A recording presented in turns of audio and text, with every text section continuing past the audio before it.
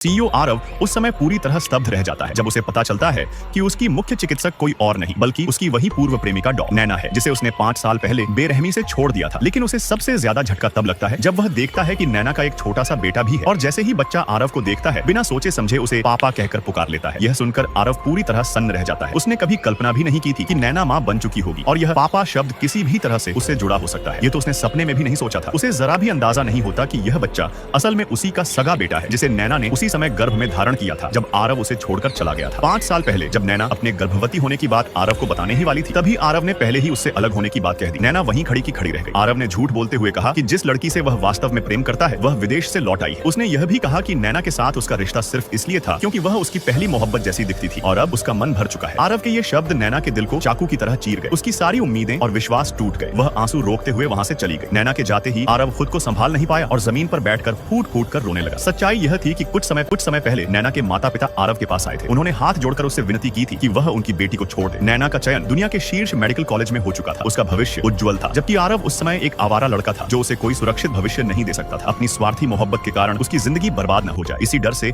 आरव ने जानबूझकर सबसे कठोर तरीका अपनाया ताकि नैना उससे पूरी तरह दूर हो जाए। समय बीत गया। नैना ने बच्चे को गिराने का फैसला नहीं किया, बल्कि सारी तकलीफें सहते हुए उसे जन्म दिया। आज वह एक बड़े अस्पताल की सफल चिकित्सक है और उसका बेटा अनय ही उसकी पूरी दुनिया है। इन वर्षों में वरिष्ठ चिकित्सक रोहित चुपचाप माँ बेटे का सहारा बना रहा, लेकिन जब भी रिश्ता आगे बढ़ने लगता नैना के दिल का पुराना घाव उसे रोक लेता। किस्मत ने एक बार फिर खेल खेला। जो आरव कभी गली मोहल्लों में भटकने वाला लड़का था, आज वह हजारों करोड़ की कंपनी का मालिक बन चुका है। एक दिन उसका भयानक सड़क हादसा हो जाता है और उसे गंभीर हालत में अस्पताल लाया जाता है। ऑपरेशन थिएटर में पहुंचते ही नैना उसे पहचान लेती है। 5 साल बाद आरव इस तरह उसकी जिंदगी में दोबारा दाखिल होता है। पुरानी यादें सैलाब की तरह उमड़ पड़ती है, लेकिन नैना अपने जज्बातों को दबाकर सफलतापूर्वक ऑपरेशन करती है और आरव की जान बचा लेती है। अस्पताल में एक चालाक और घमंडी लड़की तानिया, जो लंबे समय से आरव के पीछे लगी हुई थी, यह सब देख लेती है। नैना को अंदाजा हो जाता है कि शायद उसी की वजह से 5 साल पहले आरव ने उसे छोड़ा था, लेकिन अब वह इन सब बातों को पीछे छोड़ चुकी होती है। होश में आते ही आरव तानिया को पूरी तरह नजरअंदाज कर देता है और सबसे पहले नैना के बारे में पूछता है। कुछ समय बाद वह सीधे नैना के कार्यालय पहुंच जाता है। उसी क्षण अनय अचानक बोल पड़ता है, पापा। नैना घबरा जाती है, तुरंत बच्चे को चुप कराती है और उसे वहां से ले जाती है। आरव गलत फहमी में सोच लेता है कि नैना शायद शादीशुदा है। अगले दिन आरव और अनय की एक हल्की फुल्की मुलाकात होती है। बातों बातों में आरव को पता चलता है कि अनय 4 साल का है। यह सुनते ही उसके पैरों तले जमीन खिसक जाती है। समय बिल्कुल मेल खा रहा था। आरव के मन में शक गहराने लगता है। नैना जितना छुपाने की कोशिश करती है, आरव का संदेह उतना ही मजबूत होता जाता है। वह उसकी पूरी जानकारी निकलवाता है और जानबूझकर माँ बेटे के करीब आने लगता है। एक दिन वह देखता है कि अनय को गाजर बिल्कुल पसंद नहीं है, बिल्कुल उसी की तरह। नैना और भी ज्यादा बेचैन हो जाती है। आखिरकार आरव सीधे सवाल कर देता है कि क्या यह बच्चा उसका बेटा है। नैना गुस्से में उसे चेतावनी देती है कि वह बेवजह की उम्मीदें न पाले और साफ मना कर देती है। वह कह देती है कि उनका रिश्ता बहुत पहले ही खत्म हो चुका है। इसी दौरान तानिया यह सब देख लेती है और जलन में पागल हो जाती है। लेकिन तभी एक ऐसी सच्चाई सामने आने वाली थी जो सब कुछ बदल देगी। अगला पार्ट मिस मत